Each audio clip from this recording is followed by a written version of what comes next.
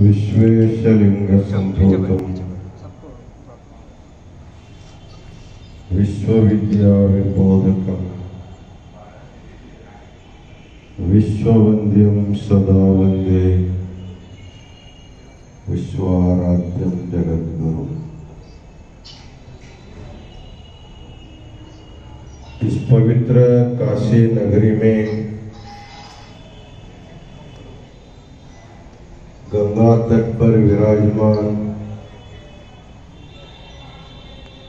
विश्वनाथ के सानिध्य में जगद्गुरु विश्वाराध्य जी के ज्ञान सिंहासन महापीठ में लोक कल्याण के लिए आंध्र प्रदेश के वेद विद्वानों के द्वारा आयोजित समष्टि नारायण बलि कार्यक्रम में उपस्थित पूज्य शंकराचार्य जी, समस्त वेद विद्वान, आए हुए भक्तगण और माताओं, हमें अपार हर्ष हो रहा है इस पवित्र काशी क्षेत्र में कोरोना के इस महामारी के प्रसंग में इतना बड़ा यज्ञ काशी में ये पहली बार हो रहा है, ऐसे हमें ज्ञात होता है। हमारे सनातन धर्म में ये प्रथा है कि सर्वे भवन्तु सुखिनः, सर्वे सन्तु निरामयाः, सर्वे भद्राणि पश्यन्तु मा कश्चित् दुःखभाग् भवेत्। हमारे देश की संस्कृति है, हम देशवाद, प्रदेशवाद, भाषावाद, जातिवाद, धर्मवाद नहीं करते हैं। हमारे लिए पूरा विश्व एक कुटुंब मानते हैं। उदार चरितानांतो वसुदैव कुटुंबकम, ये भारत देश की एक विशेषता है। अभी विज्ञान का विकास बहुत हुआ है। विज्ञान ने अपने विकास के द्वारा संपूर्ण विश्व को एक विलेज दर्जा दे दिया, ग्लोबल विलेज हम लोग बोलते हैं। अर्थात विज्ञान ने विश्व को एक छोटा शहर बना दिया। इसका अर्थ यह है, हजारों किलोमीटर दूर पर रहने वाला व्यक्ति भी हमको देख सकता है, हमसे बातचीत कर सकता है। अभी तो जूम ऐप के माध्यम से कितने भी लोग बैठ करके आपस में चर्चा भी हम लोग करते हैं। जैसे एक घर में, एक मीटिंग हॉल में बैठ करके जैसे पहले करते थे, वैसे अलग अलग देशों में बैठे हुए व्यक्ति भी एक हॉल में बैठ करके चर्चा करने के जैसे एक्सलम करते। इसलिए विज्ञान ने विश्व को एक छोटा विलेज बना दिया, ग्लोबल विलेज बना दिया। लेकिन विज्ञान से अध्यात्म 1000 पट्टी से श्रेष्ठ है, 1000 गुना श्रेष्ठ है। इसलिए हमारा जो अध्यात्म है, अपने उदात्त भावना से संपूर्ण विश्व को ग्राम नहीं, संपूर्ण विश्व के कुटुंब बना दे। वसुधैव कुटुंबकम, एक एक घर बना दिया। देखिए, कोरोना महामारी के कारण कुछ लोग रोग से पीड़ित होकर के मर गए, कुछ लोग रोग से भय से मर गए, और रोगी के साथ जब लोग जो व्यवहार करने लगे, खाना भी दूर से फेंक देना, नजदीक जा करके बोलना भी नहीं, पति पत्नी से नहीं बोल सकता, बच्चे बाप से नहीं बोल सकते, सगे लोगों तो दूरी रह गए। ऐसा जो दूरी का जो व्यवहार हुआ, इससे संग जीवी मनुष्य के ऊपर बहुत दुष्प्रभाव पड़ने लगा। अरे जीवन क्या इतना ही है, थोड़ा सा रोग आया सब लोग दूर दूर भाग रहे हैं। इसी कारण जो है हार्ट फेल हो करके बहुत से लोग मर गए। पहले व्यू में कुछ लोग मर गए, दूसरे व्यू में ज्यादा लोग मर गए। इस बार ऑक्सीजन का बहुत प्रॉब्लम भी हुआ। बहुत से लोग ऑक्सीजन सिलेंडर के लिए भटकते थे, हम लोगों ने देखा। हॉस्पिटल में ऑक्सीजन पूरा नील हो रहा है, दूसरी व्यवस्था नहीं करके लोग चिल्लाते रहे। अर्थात मनुष्य को जीने के लिए ऑक्सीजन बहुत ही महत्व अभी लोगों को मालूम होने लगा है। भगवान ने सृष्टि में भूख लगने पर खाने के लिए भी व्यवस्था किया है, प्यास लगने पर पानी की व्यवस्था किया है। जैसे आपको प्यास लगी, अब नल के पास जाना पड़ेगा, या तो कुएं के पास जाना पड़ेगा, तो नदी के पास जाना पड़ेगा। जहां पर पानी है वहां जा करके आपको पानी पीना पड़ता है। जब आपको भूख लगती है, जहां खाना भरा है वहां जा करके खाना पड़ता है। लेकिन जब आपको सांस लेना होता है, कहीं जाना नहीं पड़ता है। भगवान ने जहां आपका नाक है वहीं हवा रखा है, कहीं जाना नहीं। यदि जा करके हवा लेने की व्यवस्था रहते, बीच में कितने लोग मर जाते। इसलिए जीवन में अन्न, पानी और ऑक्सीजन जो तीन वस्तुओं की आवश्यकता है, उसमें दिन में हम लोग 1 बार, 2 बार, 3 बार खाना खाते हैं, 4-5 बार पानी पीते, 7-8 बार भी पी सकते हैं। लेकिन हवा हम लोग 21,600 बार लेते हैं। प्रत्येक व्यक्ति एक दिन में जो हम लोग श्वासोश्वास करते हैं, शास्त्रों में लिखा गया है कि एक आदमी एक दिन में 21,600 बार श्वास लेता है। तो 3 बार खाना, 6 बार पानी पीना, 21,600 बार आपको श्वासोच्छ्वास लेना पड़ता है। तो उसी के अभाव होने के कारण बहुत से लोग मर गए। मरने के बाद शास्त्री जी ने जो बताया, जो अंत्येष्टि एक विधि है, प्रत्येक धर्म में अपने अपने ढंग से अंत्येष्टि करने का विधान है। जैसे हम लोग जात कर्म करते हैं, उपनयन करते हैं, विद्यारंभ करते हैं, वैसे जो 16 संस्कार जो करते हैं, वैसे ये भी 16वां संस्कार, अंतिम संस्कार है। उस व्यक्ति के सद्गति के लिए, उत्तम गति के लिए विधि विधान जो शास्त्रों में लिखा गया है।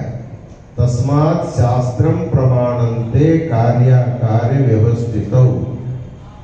तो किस समय क्या करना चाहिए, भगवान ने जो व्यवस्था किया है उसी के अनुसार करना पड़ता है। लेकिन ये प्रसंग ऐसा विकट था आपके जैसे वैदिक विद्वान भी मैं नहीं जा सकता, घर वाले बच्चे भी जाकर के विधि नहीं कर सकते, हॉस्पिटल वाले जैसे जैसे जलाया, जैसे जैसे खड्डा खोद करके डाल दिया, जो होना था जो नहीं हुआ, उसके लिए हमारे इतने जो वेद विद्वान हैं, आंध्र प्रदेश के विद्वान लोग, इन्होंने सोचा हम अपने सगे संबंधियों के अंत्येष्टि जैसे करते हैं वैसे विश्व में जो भी मरे हैं वो सब अपना ही है, क्योंकि विश्व एक कुटुंब जब मानते हैं, हमारे कुटुंब के सदस्य चाहे किसी हिंदू हो, मुसलमान हो, क्रिश्चियन हो, जैन हो, बौद्ध हो, फारसी हो, जो भी हो, सभी हमारे घर के व्यक्ति समझ करके शास्त्रों में जो लिखा है, जिसकी अंत्येष्टि विधिवत नहीं हुई है उनको सद्गति देने के लिए समष्टि नारायण बलि करने से जिनकी विधि नहीं हुई है उनको भी सद्गति मिल जाती है। शास्त्र का प्रमाण होने के कारण आप आंध्र प्रदेश हैदराबाद से 50 से अधिक वेद विद्वान, अभी हम लोगों ने सुना, प्रत्येक वेद का समष्टि पारायण, ऋग्वेद का, यजुर्वेद का, सामवेद का, अथर्ववेद का, विविध शाखाओं के अलग अलग ढंग से आप लोगों ने पढ़ा। सचमुच एक अद्वितीय कार्यक्रम काशी क्षेत्र में, जो वेदों के सृष्टा है, जिसके श्वासोच्छ्वास से वेद निकले हैं, ऐसे भगवान विश्वनाथ काशी में निवास करते हैं। उनके सानिध्य में आकर के आप लोगों ने, जिन्होंने वेद दिया उनको आप लोगों ने सुनाया काशी के विश्वास। वैसे तो बताया जाता है भगवान विश्वनाथ जब काशी आए वापस जो है कैलाश गए नहीं है, इसलिए काशी भू कैलाश माना जाता है, काशी ही कैलाश है। इसलिए काशी के बारे में काशी खंड में महर्षि व्यास ने लाखों लाखों श्लोकों से उसका वर्णन किया है। वह कहते हैं अपने गांव में हम लोग धर्मानुष्ठान करते हैं, उसकी अपेक्षा यहाँ आकर के सहज दैनंदिन जीवन व्यतीत करने पर भी मनुष्य को पुण्य की प्राप्ति होती है। कहते हैं हम लोग भगवान के पास जाने के बाद साष्टांग नमस्कार करते हैं, प्रणाम जो है सर्वश्रेष्ठ माना जाता है, दंडवत प्रणाम। तो कहते हैं शयनम प्रणामः। काशी में आकर के यदि आपको दंडवत करने नहीं भी आया शरीर के तकलीफ के कारण, आपको तो सोने को तो आता ही है, रात में सो जाते हैं, पाय पसार करके सो जाते हैं। तो भगवान इतना उदार है, वो सोचता है भक्त मेरे लिए साष्टांग नमस्कार डाला करके वो आशीर्वाद देते। शयन करने से आपको काशी में केवल शयन करने से साष्टांग नमस्कार का फल मिलता है। कहते हैं अशनम नैवेद्यम। हमारे भारतीय संस्कृति में एक नियम है, जो भी हम अपने खाने के लिए, उपभोग के लिए वस्तु निर्माण करते उसको पहले भगवान को अर्पण करना पड़ता है, प्रसाद होने के लिए निवेदन करके नैवेद्य को स्वीकार करना पड़ता है। आप अपने घर में जब भी खाना बनाते पहले भगवान को भोग लगाते, उसको प्रसाद करके खाते हैं। तो व्यास कहते हैं यहाँ पर भगवान को नैवेद्य करने की जरूरत नहीं है, तुम खुद जब खा लेते हो तो भगवान का नैवेद्य दिखाने का फल आपको मिलता है। काशी में आकर के केवल खुद खाने से आपको भगवान का नैवेद्य फल आपको मिल जाता है। नमस्कारों में एक नमस्कार है प्रदक्षिणा नमस्कार, जो बड़े बड़े पापों को नष्ट करने वाला माना गया। प्रकृष्ट पापनाशाय प्रकृष्ट फल सिद्धये प्रदक्षिणम करोमीश प्रसीद परमेश्वर। यहाँ कहते हैं प्रदक्षिणा का मतलब भगवान को मध्य में रख करके चारों ओर घूमने का होता है।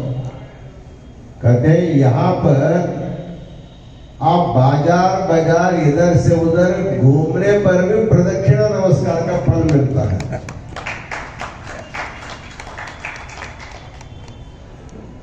इस प्रकार जो है सहज दैनंदिन व्यवहार काशी में करने से आपको अनुष्ठान का फल मिलता है। लेकिन काशी में आकर के जब अनुष्ठान करेंगे आपको कितना फल मिल सकता है? ज्यादा फल मिलता है, उसका कोई बता नहीं सकते। तो आप लोग परोपकार के लिए सर्वे भवन्तु सुखिनः इस भावना से समष्टि नारायण बलि के द्वारा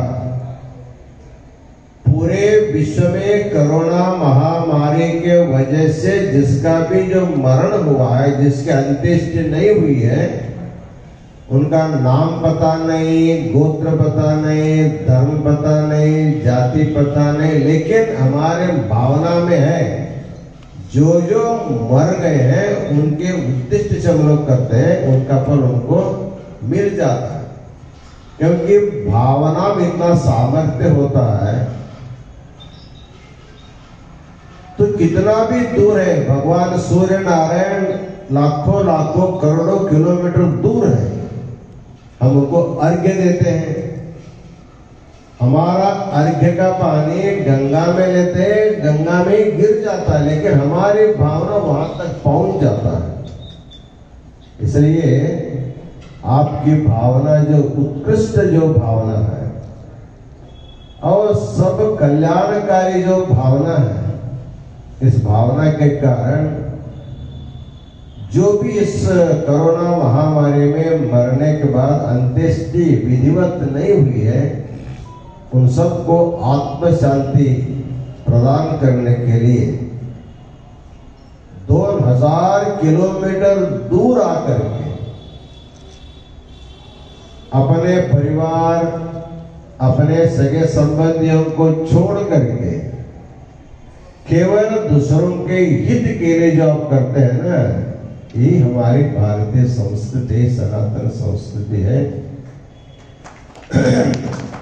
कहा जाता है कि किसी भी दुखी व्यक्ति के दुख दूर करने का एक अवसर मिल जाता है, उससे बड़ा पुण्य दूसरा कुछ भी नहीं। येन केन प्रकारेण यस्य कस्यापि देहिनः संतोषम रचयेत प्राज्ञः तदेवेश्वर पूजनम।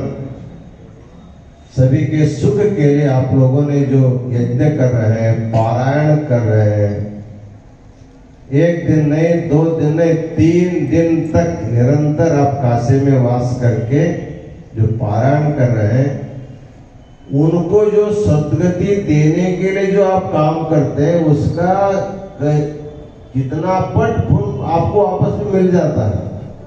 आप कोई फल की अपेक्षा नहीं किए, उनके लिए कर रहे हैं, फिर भी जो दूसरों के लिए जो अच्छा काम करता है उनको और अच्छा मिल जाता है। इसलिए भगवान विश्वनाथ से, माता अन्नपूर्णा से, जगत गुरु विश्वाराध्य से हम प्रार्थना करते हैं, इतने परोपकारी वेद विद्वान काशी आकर के विश्व के सभी लोगों के आत्म कल्याण के लिए जो समष्टि नारायण बलि का कार्यक्रम कर रहे हैं, इन सभी लोगों के परिवार को भगवान आप सदा सुखी रखें। इन ब्राह्मणों को लंबी आयु प्रदान करें और उत्तम आरोग्य इन लोगों को मिले।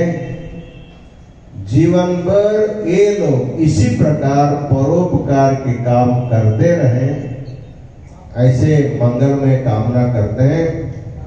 इस पवित्र अनुष्ठान करने के लिए आप लोगों ने जंगमबाड़ी मठ को चुना के हमारे लिए अत्यंत आनंददायी है।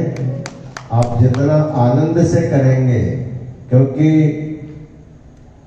काशी जंगमबाड़ी मठ में 2019 में हम लोग जगत गुरु विश्वाराध्य गुरुकुल का शताब्दी महोत्सव कार्यक्रम इसी प्रांगण में हम लोगों ने किया था। 100 दिन तक वो कार्यक्रम था। रोज रुद्राभिषेक, बिल्वार्चना, 1000 लोगों को अन्नदान कार्यक्रम होता रहा। बीच में कोरोना आने के कारण मठ में इतना बड़ा अनुष्ठान हुआ ही नहीं। पहली बार हमारे अनुष्ठान के बाद पहली बार इस प्रकार का अनुष्ठान हो रहा है। उस समय का जो इस स्थान का जो वैभव था उसको पुनः देखने को हमको मिला। इसलिए आप सब लोगों को फिर एक बार आशीर्वाद देते हुए आपका 3 दिवसीय अनुष्ठान निर्विघ्न और भगवान की कृपा प्राप्ति के लिए पूर्ण हो, ऐसे शुभ आशीर्वाद देते हुए हम अपना आशीर्वचन पूर्ण करते